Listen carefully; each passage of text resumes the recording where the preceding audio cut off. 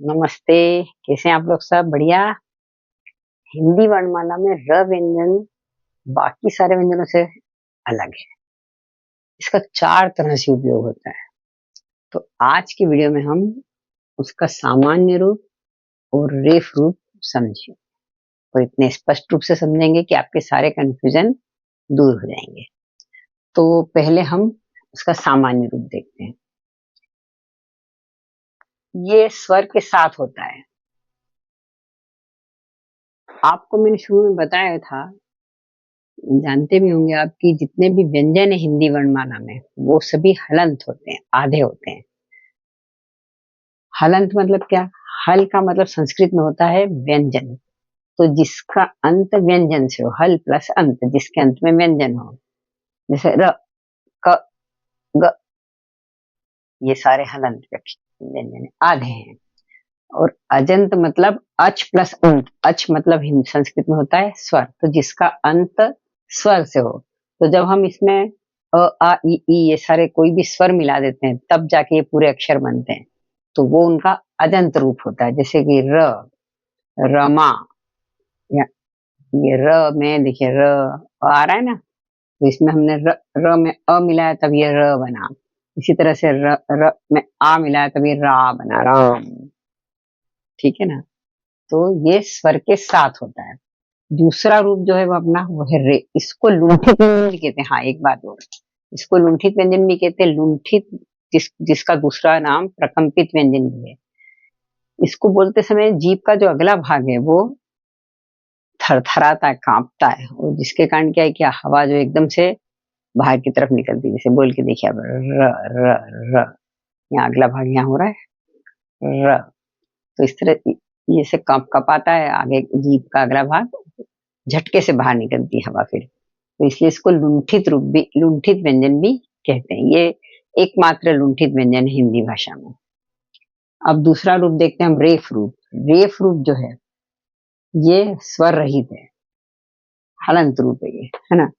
तो ये जब जब भी ये र जो है वो जब आधा होता है, हलंत होता है, तो उसको हम इसे हलंत नहीं लगा के उसको अगले वाले व्यंजन के ऊपर इस रूप से, इस तरह से लगा देते हैं। देखिए जैसे आदर्श, यहाँ र कहाँ आ रहा है? आदर्श, र यहाँ आ रहा है। तो यहाँ जिसके पहले है, वो जिस व्यंजन के पहले श के पहले है, तो यहाँ श के ऊपर इसको हम इस तरह से लगा देते हैं। और यहाँ जो र है वो आधा होता है, उसको हम बोलते भी आधा ही है, आदर्श। आदर्श नहीं बोलते, आदर्श, आदर्श। ठीक है। अब अगर मान लीजिए कि उसमें कोई मात्रा है अगले वाले व्यंजन में, तो फिर ये जो हमारा ये जो र है वो हम मात्रा के ऊपर लगाएंगे। जैसे वर्षा में देखिए आ की मात्रा पे लगेगा, गर्मी में ई की मात्रा पे लगेगा। ठीक। अब अगर र के बाद वाला व्यंजन भी आधा ही है, तो फिर हम क्या करेंगे, उस आधे व्यंजन के ऊपर र को नहीं लगाएंगे, उसके बाद वाला जो पूरा व्यंजन होगा उसके ऊपर हम र को लगाएंगे। देखिए यहाँ देखिए, ऊर्ध्व, ऊर्ध्व, र कहाँ बोल रहे हैं? यहाँ पे ऊर्ध्व, ध के पहले। मूर्छा, र कहाँ बोल रहे हैं? च के पहले। परंतु च और ध दोनों ही आधे आधे हैं देखिए, तो इसलिए हम इन पे हम र को नहीं लगा रहे हैं। इसके जो अगला व्यंजन है व और छ, यहाँ पे देखिए, यहाँ व पे लगाया, और यहाँ चूंकि आ की मात्रा है तो यहाँ आ की मात्रा पे लगाया। ठीक है ना? तो इनके ऊपर हम आधे अक्षर पे र को नहीं लगाएंगे। इसके अलावा एक बात और है, ध्यान रखिए आप कि ये जो र है ना, ये कभी भी किसी भी शब्द के पहले अक्षर पे कभी नहीं लगेगा। दूसरे तीसरे किसी पे भी लग सकता है, परंतु पहले पे नहीं लगेगा। देखिए ये लगाया आपने, अगर यहाँ लगाया ये यहाँ, तो ये गलत है, उसको आप बोल ही नहीं पाओगे पहले। देखिए कैसे बोलोगे? दर्द, ये सही है, ये गलत है। इसी देखिए स्वर्ग, तो ये सही है, ये गलत है। देखिए ये तो दोनों ये आधा ही है, तो इसी को, इसको हम एक ही मानेंगे ना।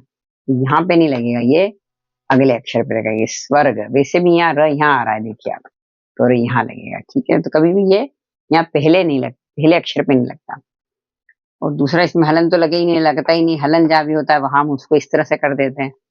परंतु कभी कभी क्या है कि इसको कोई कोई कुछ लोग इसको र की मात्रा ही बोल देते हैं। तो ये र की मात्रा कैसे हो सकती, सोचिए आप। र तो एक व्यंजन है, मात्रा किसकी लगती है? स्वरों की। अ आ इ ई उ ऊ ए ऐ, ये सारे जो स्वर हैं उनकी मात्रा लगती है। तो ये तो व्यंजन है र, तो ये र का एक रूप है, मात्रा नहीं है। ये आप ध्यान रखिएगा। दूसरा क्या है कि देखिए आप, र को हम हलंत नहीं लगाते, उसको हम उसके ऊपर कर देते हैं, परंतु र के ऊपर र लग सकता है। देखिए ये फुर्र, यहाँ र के ऊपर हमने ये र लगा दिया। हुर्रे, यहाँ भी देखिए र के ऊपर ये लगा दिया। तो ये र के ऊपर भी हम ये र आधा लगा सकते हैं।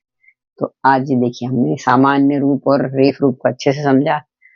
आशा आपके लिए उपयोगी रहेगा, इससे कुछ आपको फायदा मिलेगा। तो अगर आपको अच्छा लगा हो, पसंद आया हो, तो इसे प्लीज शेयर जरूर करें अपने दोस्तों के साथ, ताकि उनको भी इसका लाभ मिल सके। और सब्सक्राइब भी जरूर कर दें, ताकि आपको अगले वीडियो के बारे में भी पता चलता रहे। तो चलिए अब र के दूसरे रूपों के साथ अगले वीडियो में फिर मिलते हैं। तब तक के नमस्ते, धन्यवाद, बाय।